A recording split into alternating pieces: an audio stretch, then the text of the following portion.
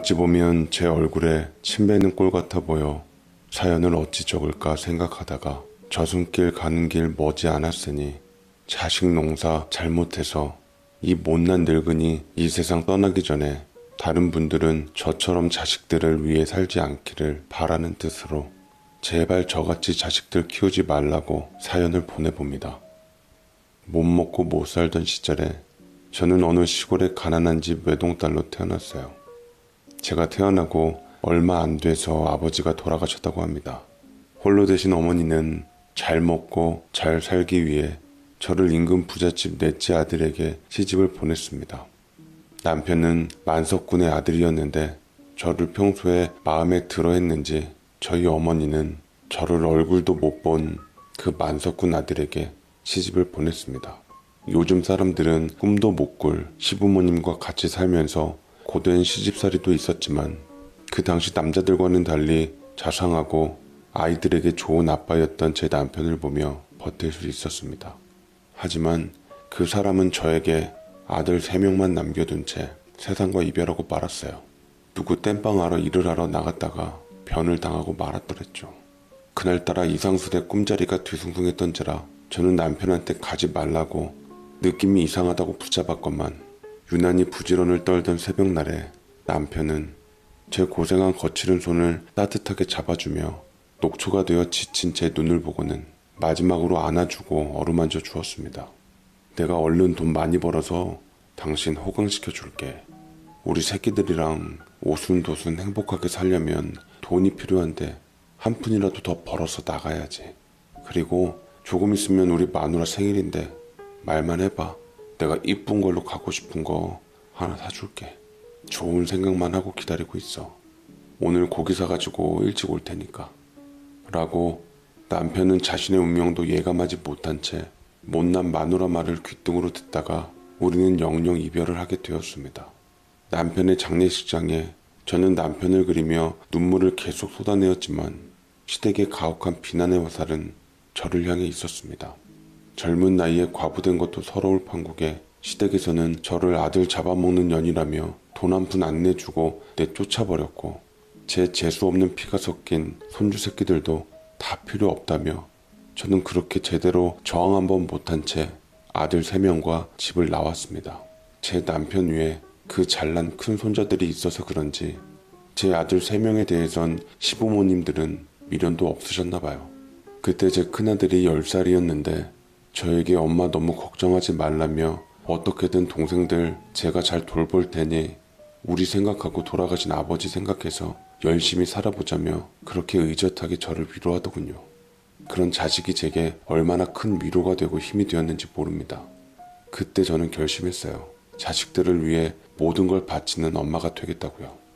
절대 부끄럽지 않은 부모가 되어 당당하게 자식들과 함께 세상을 살아가리라 다짐했습니다. 저는 그렇게 시댁을 나와 친정 어머니 집으로 들어갔어요. 아이들과 시집에서 쫓겨난 제가 어디 갈 곳이 있었겠습니까? 그나마 비빌 데가 친정밖에 없었던지라 초라한 몰골로 가게 되었고 친정에 도착하자마자 간만에 눈치 보지 않고 밥 공기를 비워냈습니다. 살려고 살고 싶어서 힘들수록 먹어야겠다는 생각이 들더라고요. 저는 아들들을 교육시키고 키우기 위해 어머니께서 운영하시는 작은 식당에서 일을 도우며 아들 셋 그렇게 키웠는데 그래도 변변치 못한 제가 간혹 눈에 띄었던지 여기저기서 재혼 중매 자리가 들어왔습니다.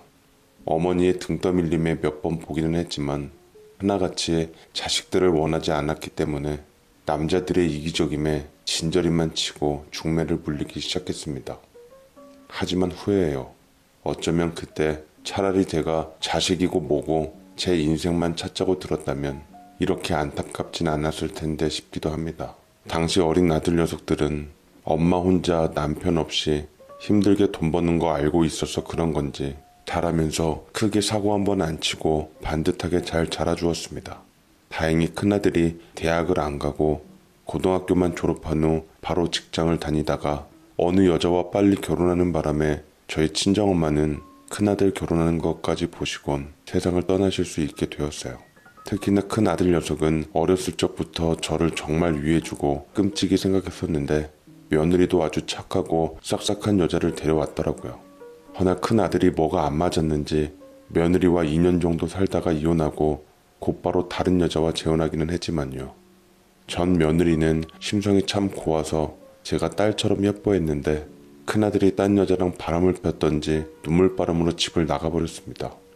집을 나가기 전에 제 손을 잡고서는 어머니, 그동안 잘해주셔서 감사드립니다.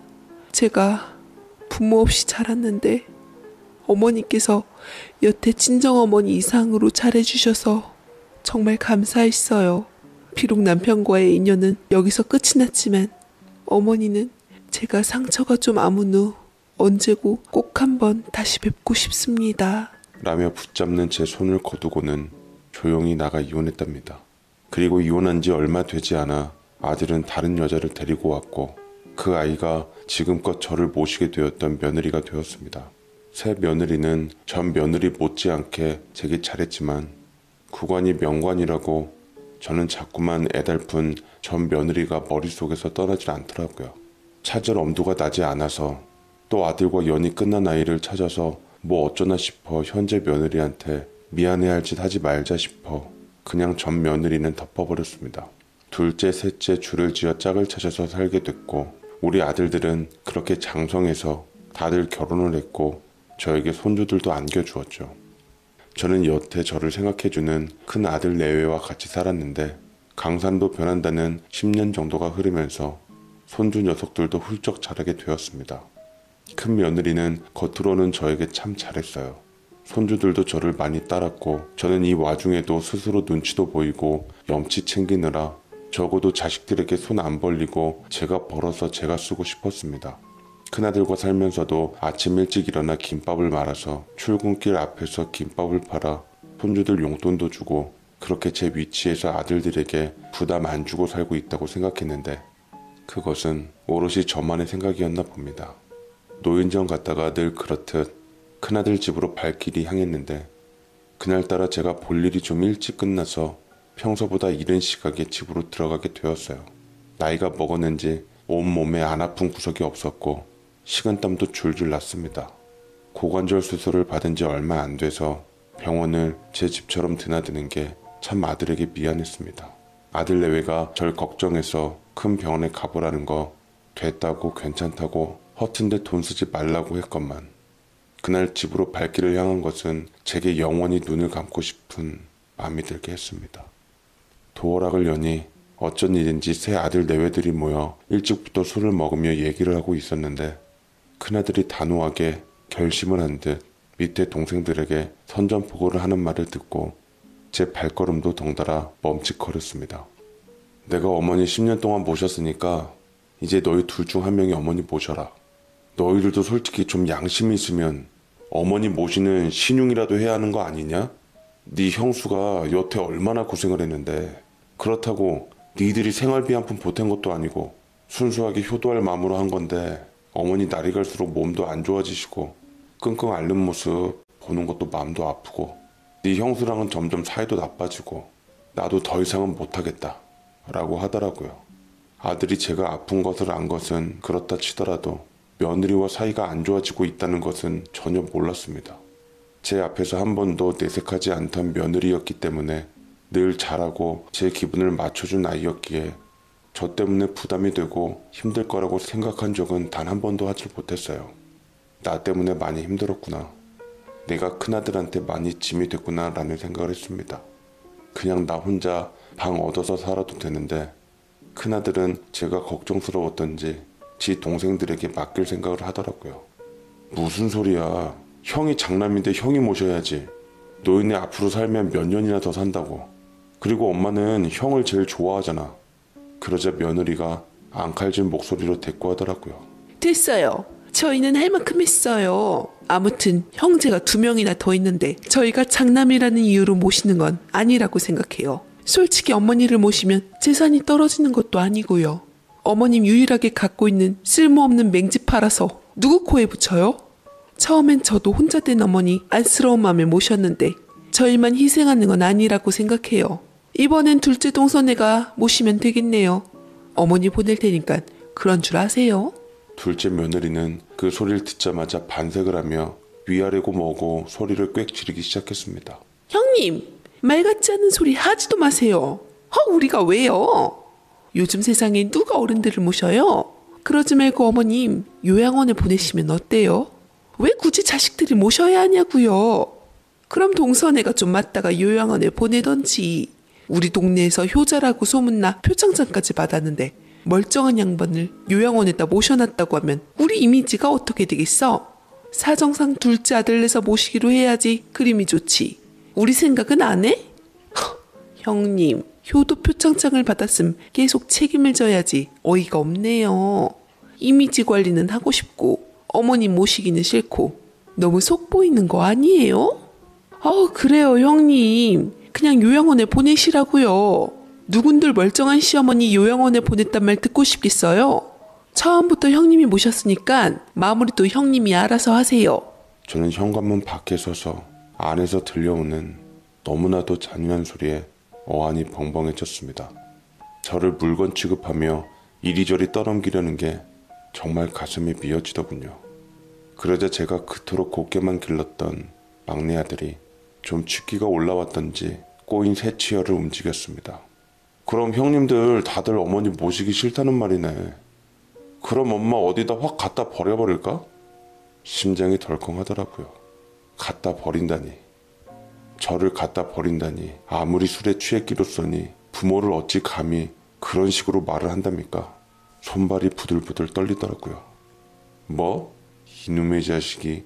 그건 아니지. 어머니가 짐짝이야? 갖다 버리긴 뭘 버려? 사람들 눈 무서워서 요양원도 못 보내고 있는데 어머니를 버리자고? 그거야 형 사정이지. 아무튼 어머니를 요양원에 데려다 놓든 버리든 모시든 형이 알아서 해. 어쨌거나 우리한테 떠넘기면 재미없을 줄 알아.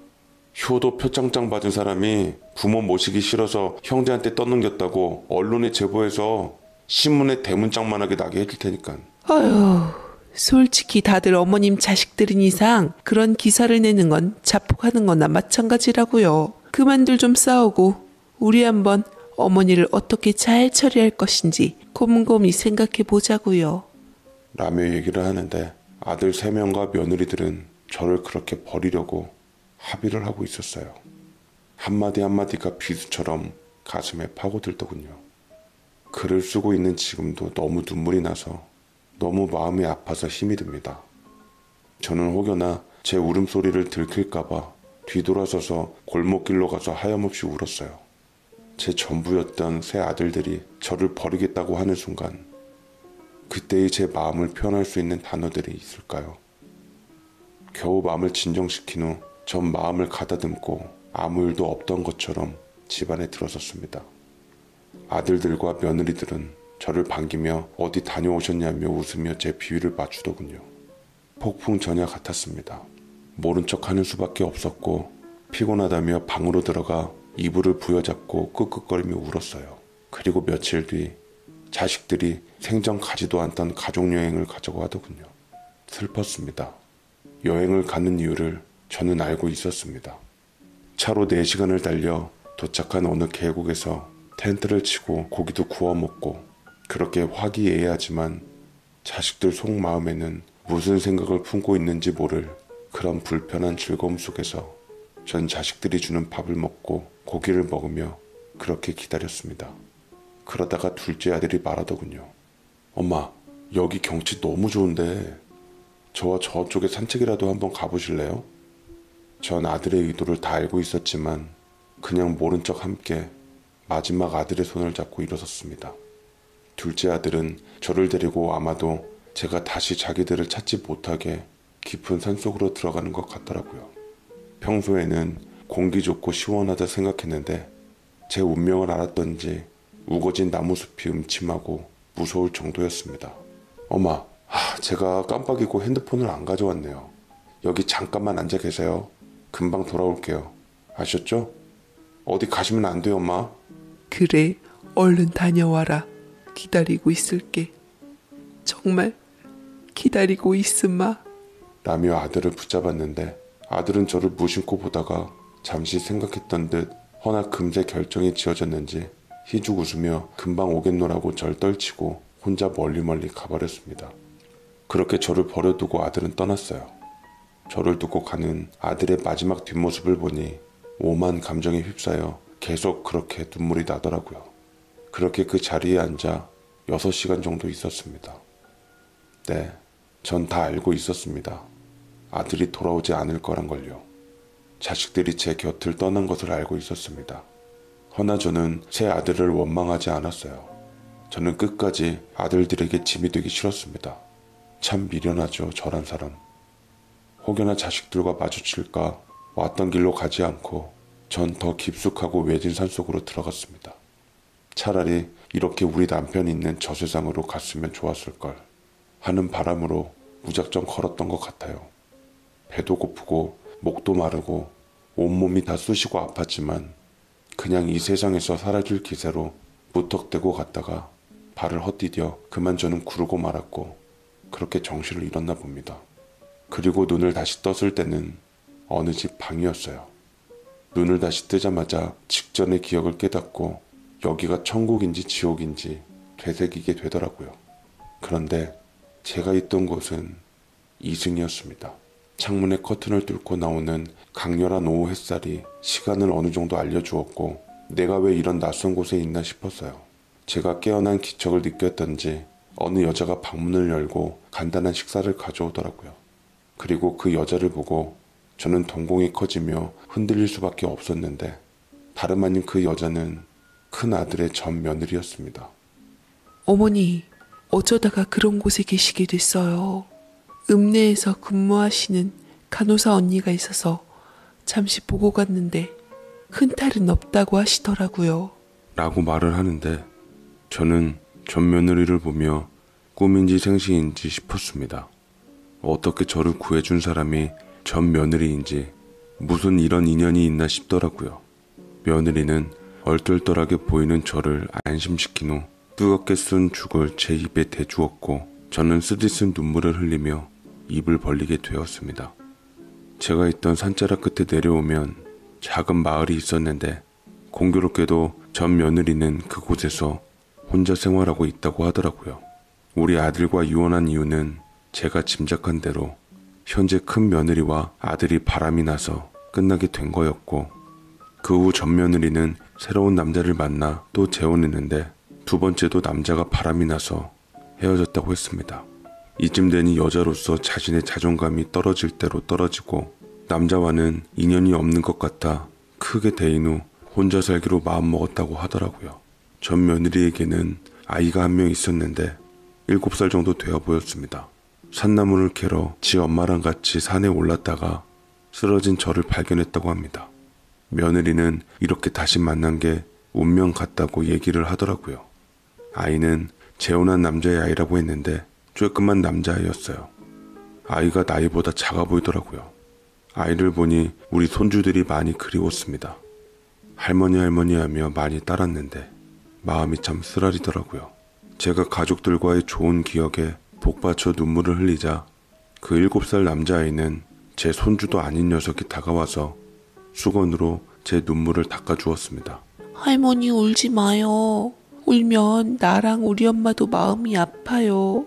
울지 말고 기운나게 어서 드세요. 라며 지 엄마에게 얼른 할머니 죽 드리라고 재촉했고 전 며느리는 아이에게 웃으며 제게 다시 죽을 떠먹여 주었습니다. 7살 어린아이는 분명 제 큰아들 아이가 아닌데 어떻게 제 큰아들의 느낌이 났는지 모르겠어요. 생김새도 느낌도 이상하게 큰아들 느낌이 강했습니다. 제가 엄마이고 그 뿌리가 저인데 몰라볼 수가 없었지요. 저는 전 며느리를 붙잡고 말했습니다. 너 솔직하게 얘기해보거라. 이 아이 정말 내 손주가 아니더냐? 생김새도 분명 우리 큰아들 영민이랑 비슷한데 어떻게 된 거야? 말을 좀 해보거라. 왜 꿀먹은 벙어리인 거야? 저 아이 우리 영민이 핏줄 맞지? 라고 계속해서 독촉하자 그제서야 며느리는 끄덕이며 진실을 실토하기 시작하더라고요. 사실은 어머니 그이와 이혼한 후 저 다른 남자와 재혼했다가 다시 이혼한 건 맞아요. 두 번째 남편과 이혼 후 힘들어하고 있을 때 그이가 저를 찾아와서 다시 함께하자고 하더라고요. 제 앞에서는 저를 못 잊겠다며 싹싹 빌고서 그 여자와 헤어진 후 제게 다시 오겠다고 해서 그의 아이를 가지게 되었는데 결국 아이만 낳고 또 버림받게 되었어요. 저요, 어머님 아들한테 2번 버림받은 여자예요. 영민이도 그 사실을 알고 있냐? 네가 영민이 아이 낳았다는 사실? 아마 알고 있지 않을까요? 다만 양육비 주기 싫어서 회피하고 있는 건지도 모르죠. 저도 뭐 바라고 낳은 것은 아니에요. 저 혼자서도 잘 키울 수 있고 잘 자라고 있어요. 다만 어머님을 만나게 될 줄은 꿈에도 몰랐네요. 저희가 인연은 인연인가 봐요. 라고 하는데 저는 전 며느리와 아이 그리고 제 신세를 돌이켜보고 있노라니 헛웃음이 났습니다. 알고 보니 큰 아들한테 완전히 버림받은 사람들이 모이게 되었더라고요. 제 큰아들은 참고로 평범한 회사원이지만 동네에서 특유의 리더십으로 동네 사람들과 잘 어울리고 때마다 항상 기부도 하고 늙은 노모를 직접 모신다고 해서 효도 표창장까지 받은 그런 녀석입니다. 사람들 평판이 좋아 항상 좋은 사람으로 각인되어 왔는데 기부할 돈은 있고 지새끼 지엄이 거둘 돈은 없고 참으로 이기적인 녀석이었습니다.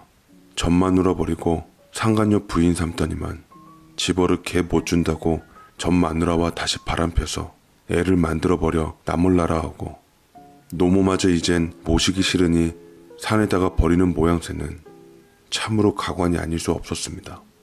형제들과 함께 산에다 내동댕이 침으로써 저를 버리고 싶다는 자기 감정은 내보인 것이고 설마 아니 제가 자식을 경찰에 고발이라도 할까 제 모성애를 이용해서 입을 다물고 알아서 떨어져 나가라는 뜻으로 느껴지더라고요.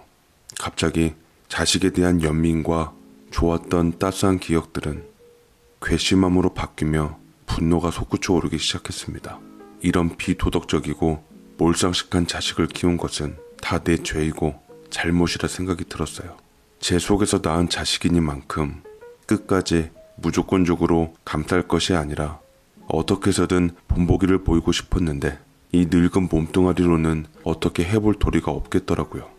고소해서 정정당당하게 법의 심판을 받게끔 하는 게 마땅하지만 제 아들인 만큼 차마 제 손으로 고소까진 할 수가 없던 게 어미의 심정이었습니다. 저는 오갈 데 없이 전 며느리와 함께 생활하게 되었고 이젠 남이 된 며느리에게 폐만 끼치게 되었습니다. 하지만 며느리는 부모 없이 자란 탓에 저와의 예정이 많이 그리웠던지 외로움에 서로 의지하려고 하더라고요. 아마도 전 며느리는 절 친정어머니 삼아 그렇게 살고 싶어하는 것 같았습니다. 며느리가 이혼당했을 때 철저히 방관자였던 저를 반성하며 지금에서라도 그 애를 딸로 여기고 손주와 함께 살게 된 것이 너무나 행복했습니다. 저는 전 며느리와 함께 산나물을 캐다 팔며 살게 되었고 시간은 생각보다 길어졌습니다. 그러다 우연히 TV에서 제 운이 아직 죽지 않았음을 일컫는 기사 내용이 나오게 되었어요. 제가 갖고 있던 맹지 쪽에 고속도로가 뚫리며 개발이 된다는 것이었는데 그것 때문에 땅값이 천정부지로 솟구친다는 얘기였습니다. 이게 꿈인지 생시인지 정말 모르겠더라고요.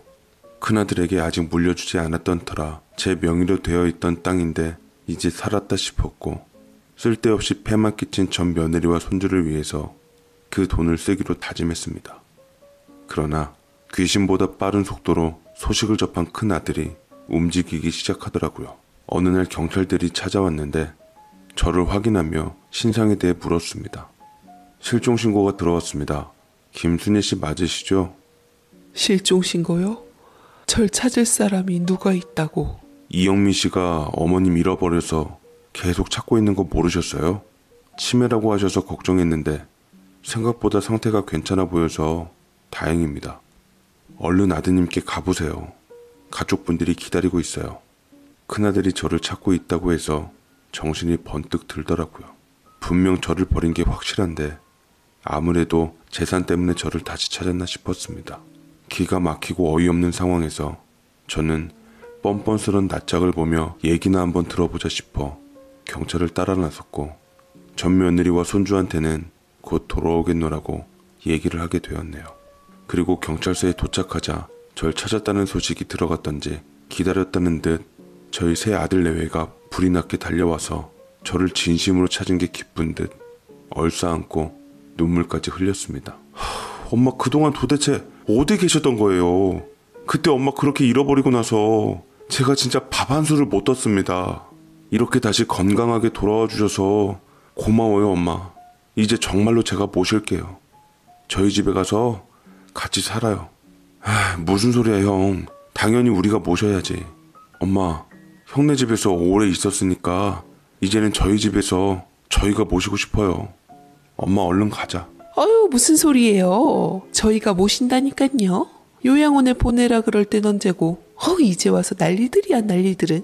깔끔하게 막내 집으로 오세요 어머니. 어머니를 위해 좋은 환경으로 다 바꿔놓았어요. 라고 저마다 아들들이 얘기하는데 씁쓸함이 감돌았지만 그 씁쓸함을 통쾌함으로 만들고자 했습니다.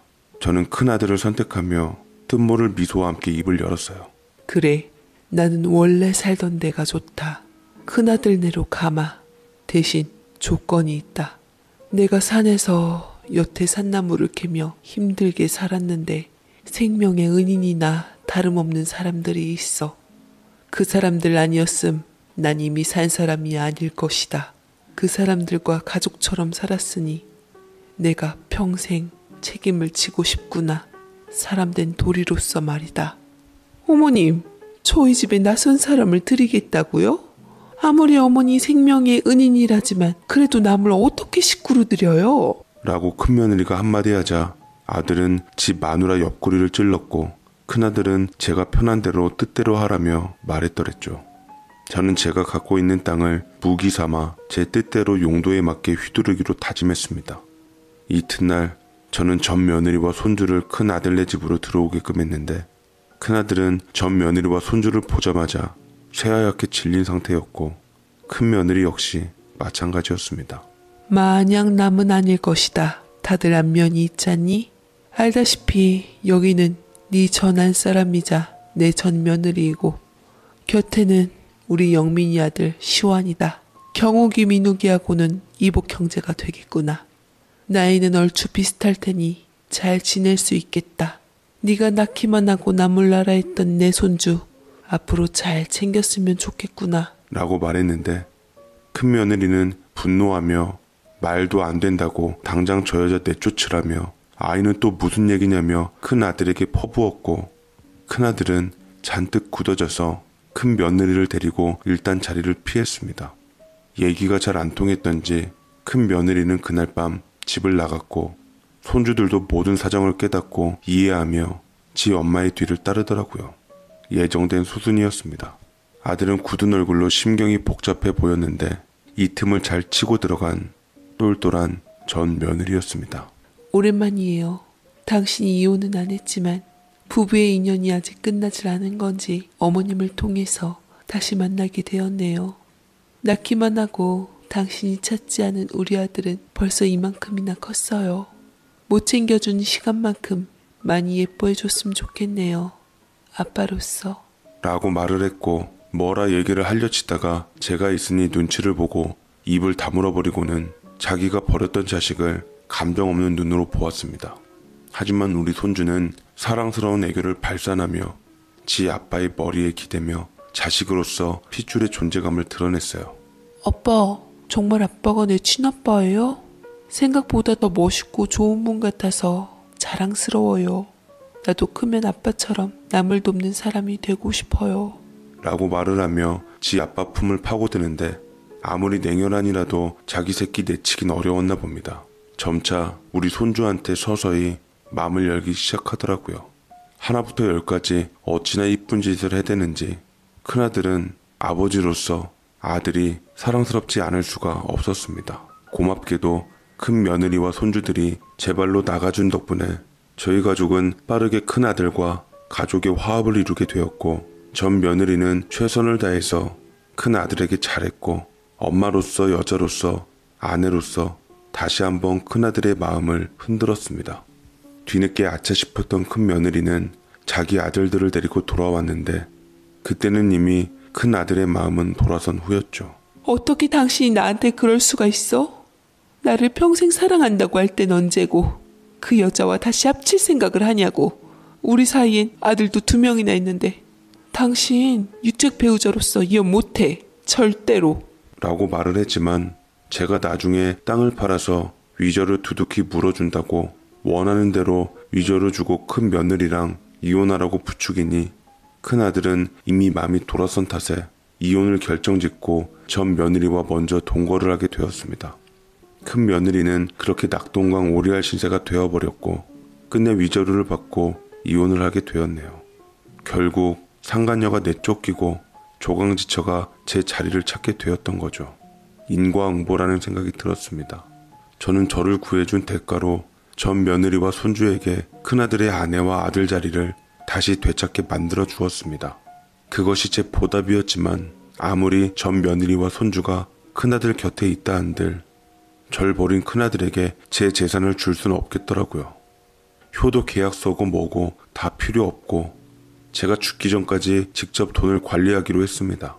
저는 땅을 처분했는데 처분한 금액은 무려 40억 원이나 되었어요.